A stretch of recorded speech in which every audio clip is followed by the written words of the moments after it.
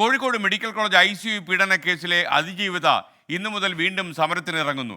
Doctor KV പ്രീതിക്കെതിരായ അന്വേഷണ report ലഭിക്കാത്തതിൽ പ്രതിഷേധിച്ച് ഇന്നു മുതൽ കോഴിക്കോട് സിറ്റി പോലീസ് കമ്മീഷണർ ഓഫീസിന് മുന്നിൽ സമരം ആരംഭിക്കാനാണ് അവരുടെ തീരുമാനം. ദീപക് തലമുടം ചേരുന്നു കോഴിക്കോട് നിന്ന്. Deepak, good morning. പറയൂ ദീപക്, അതിജീവിതയ്ക്ക് നീതി കിട്ടിയില്ല എന്നാണോ അവരുടെ അവകാശവാദം? പറയൂ.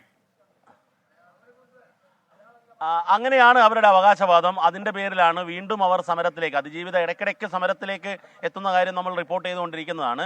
ഇന്നു മുതൽ വീണ്ടും കമ്മീഷണർ ഓഫീസ് പടിക്കൽ അവർ സമരത്തിനിരിക്കുമെന്നുള്ളതാണ് നമ്മളെ അറിയിച്ചിരിക്കുന്നത്. ഇന്നലെ നമ്മൾ അവരുമായി ബന്ധപ്പെട്ട സമയത്ത് ഇന്നു മുതൽ ശക്തമായ സമരം എന്നാണ് അറിയിച്ചിരിക്കുന്നത്. SK 2023 മാർച്ച് 18 ICUവിൽ ചികിത്സയിലിരിക്കുന്ന സമയത്ത് അറ്റൻഡർ ഇവരെ അർദ്ധബോധാവസ്ഥയിലിരിക്കുമ്പോൾ പീഡിപ്പിച്ചത്. അതിനെ തുടർന്നായിരുന്നു ഇതിൻ്റെ അന്വേഷണവും എല്ലാം ഉണ്ടായിരുന്നു. അറ്റൻഡറെ ആരോഗ്യവകുപ്പ് സർവീസിൽ നിന്ന് തന്നെ പിരിച്ചുവിടുകയും ചെയ്തു. പക്ഷേ എന്നാൽ ഇവരെ ചിലർ സഹായിച്ചു, അതുപോലെ എതിർത്തു എന്നുള്ള പറഞ്ഞാണ് പിന്നീട് നമുക്കറിയാവുന്നതാണ് നിരവധി വിഷയങ്ങളുണ്ടാകുന്നു. PB അനിതയുടെ സ്ഥലമാറ്റം ഉൾപ്പെടെയുള്ള വിഷയങ്ങൾ നമ്മൾ കേട്ടതാണ്. ഇതിൽ ഡോക്ടർ KV പ്രീതയ്ക്കെതിരായ അന്വേഷണ റിപ്പോർട്ട് നേരത്തെ മുഖ്യമന്ത്രിക്ക് നൽകിയ പരാതിയുടെ അടിസ്ഥാനത്തിൽ IG-ക്ക് നിർദ്ദേശം നൽകിയിരുന്നതാണ്. ആ റിപ്പോർട്ട് കിട്ടണം എന്നുള്ളതാണ് അതിജീവിതയുടെ ആവശ്യം.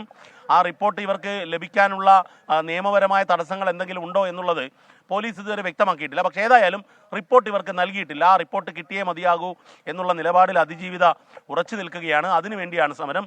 ഈ KV പ്രീതി ആയിരുന്നു ഈ കേസിലെ ആദ്യത്തെ മൊഴി രേഖപ്പെടുത്തിയത്. ആരോഗ്യവകുപ്പിൻ്റെ ഇന്റേണൽ എൻക്വയറിയിൽ ഇവരുടെ മൊഴി രേഖപ്പെടുത്തിയത്. അവർ പ്രതികളെ സഹായിച്ചിട്ടുണ്ട് എന്നുള്ള രീതിയിലൊക്കെയുള്ള ആരോപണങ്ങളും മറ്റു പ്രത്യാരോപണങ്ങളും ഒക്കെ ഒരു നീണ്ട തുടർക്കഥയായി ഈ സംഭവത്തിൽ ഉണ്ടായിരുന്നതാണ്.